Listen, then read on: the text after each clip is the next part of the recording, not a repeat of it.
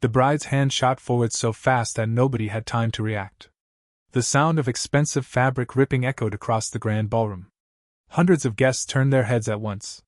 The man standing near the entrance looked down at the torn sleeve of his old navy suit. For a moment, complete silence swallowed the room. Then the bride laughed. Not a nervous laugh. A cruel one. "You shouldn't even be here," she said loudly. "Security must be getting lazy." Several guests chuckled. The man simply stared at the torn cloth hanging from his arm.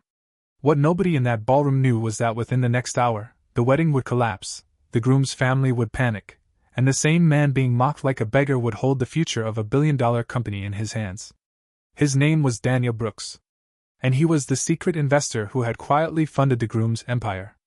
The wedding of Ethan Carter and Vanessa Hale was supposed to be the social event of the year.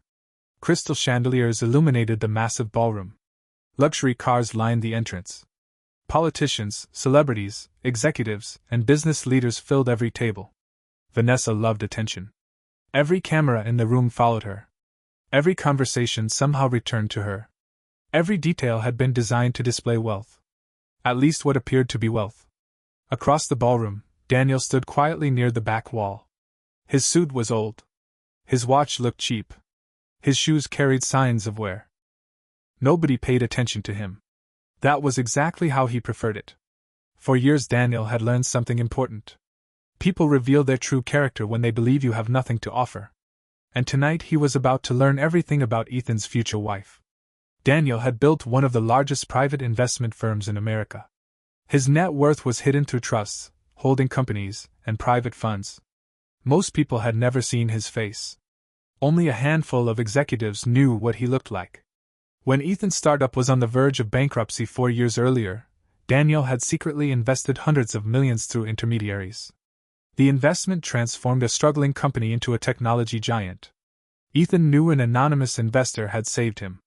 But he had never met him. Tonight was supposed to change that.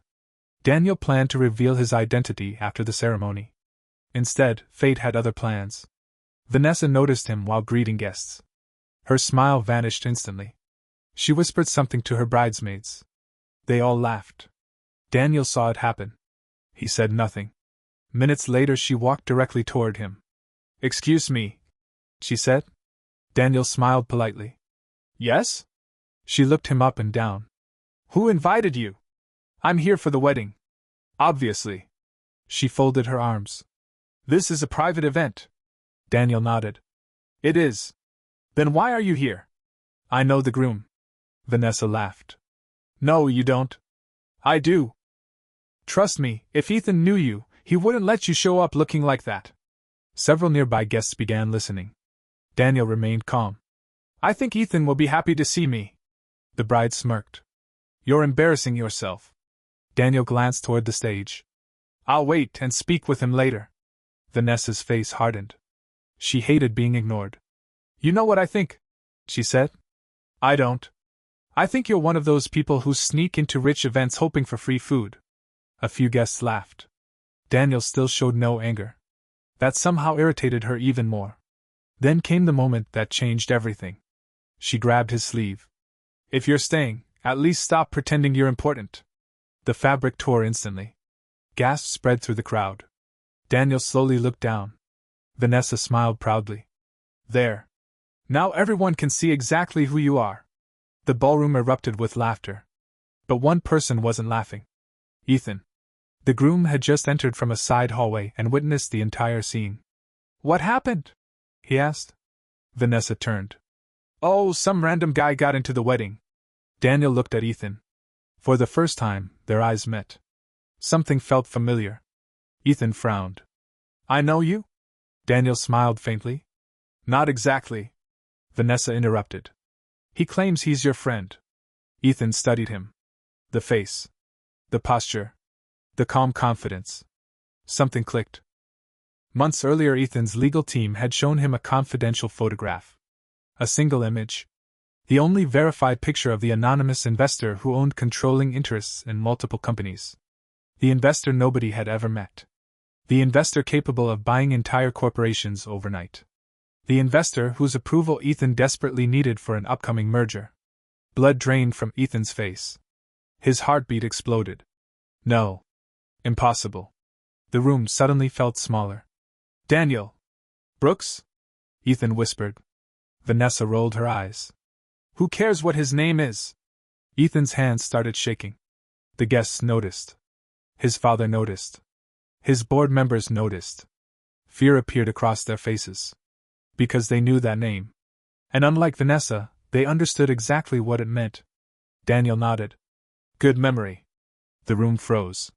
Ethan looked as though he'd seen a ghost. Vanessa laughed nervously. Wait, you're acting like this guy is somebody important. Nobody answered. She looked around. The smiles were gone. The laughter had vanished. Executives who had ignored Daniel minutes earlier now looked terrified. One board member nearly dropped his drink. Another stepped backward. Vanessa's confidence began cracking. What is happening? Ethan swallowed hard. You tore his suit. So? His voice became hoarse. That suit belonged to the man who owns nearly 30% of our company. Silence. Absolute silence. Vanessa blinked. Then blinked again. No. Ethan nodded slowly. Yes. Her face turned pale. A bridesmaid covered her mouth. Several guests gasped. The realization spread through the ballroom like wildfire. The man they mocked. The man they laughed at. The man standing quietly near the entrance. Was worth more than everyone in the room combined. Vanessa forced a laugh. This isn't funny. Daniel remained calm. It's not supposed to be. She looked at Ethan. Tell him you're joking. Nobody spoke. The truth became impossible to deny. Vanessa's confidence collapsed. I'm sorry, she stammered. Daniel said nothing. I didn't know. Still nothing. Her breathing accelerated. You have to understand. Daniel finally spoke. That's the interesting part. The room listened carefully. You didn't know. He glanced at the torn sleeve. Meaning your behavior wasn't based on who I am. His eyes met hers. It was based on who you thought I was. Nobody dared move. Daniel continued. You believed I had no status. Vanessa lowered her head. You believed I had no value. Tears began forming in her eyes. And because of that, you felt entitled to humiliate me. The words struck harder than any insult. Because they were true. Daniel turned toward Ethan. I invested in your company because I believed your leadership could build something meaningful. Ethan looked sick. I understand. Do you? Daniel asked quietly. Ethan couldn't answer. Daniel looked around the ballroom. Every guest avoided eye contact. The masks had fallen. The truth stood exposed. Money hadn't revealed character tonight. The absence of perceived money had. Daniel reached into his pocket. A folded document appeared. Several executives recognized it immediately. Their faces turned white. The merger approval agreement. Without Daniel's signature, billions of dollars would disappear. Vanessa stared in horror. Daniel slowly tore the document in half. Then again. And again. Paper drifted to the floor. A collective gasp echoed through the ballroom. One executive nearly collapsed into a chair. Ethan closed his eyes. Months of negotiations vanished in seconds. The board members looked devastated. Daniel placed the scraps on a nearby table. I don't partner with people who reward arrogance. Vanessa began crying. Please. Daniel ignored her. He walked toward the exit. Every step felt heavier than thunder. Then Ethan spoke. Wait. Daniel stopped. The groom approached slowly. For several seconds either man spoke.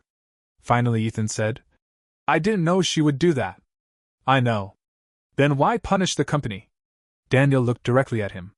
Because leadership isn't about controlling good people. Ethan listened carefully. It's about recognizing bad behavior before it destroys everything. The words cut deep. Because Ethan knew he had ignored warning signs.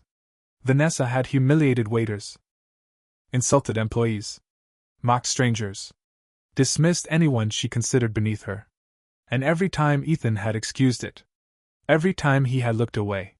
Every time he had chosen convenience over character. Daniel nodded toward the bride. She isn't the reason I'm leaving. Ethan's heart sank. You are. The sentence hit harder than anything else. Daniel continued walking. Nobody tried stopping him. Nobody could. Halfway to the exit, a young waitress rushed forward. Sir? Daniel turned. Unlike everyone else, she wasn't afraid. She simply held something in her hands. A small sewing kit. I noticed your sleeve. Daniel smiled. You did? She nodded. I thought maybe I could fix it. The ballroom watched. The waitress had no idea who Daniel was. No idea he was a billionaire. No idea he controlled fortunes larger than entire corporations. She only saw a man with a torn sleeve. Daniel smiled warmly. What is your name? Lily. Thank you, Lily. For the first time that night, genuine happiness appeared on his face. She carefully stitched the fabric while hundreds of guests watched in silence. When she finished, Daniel examined the repair. Perfect.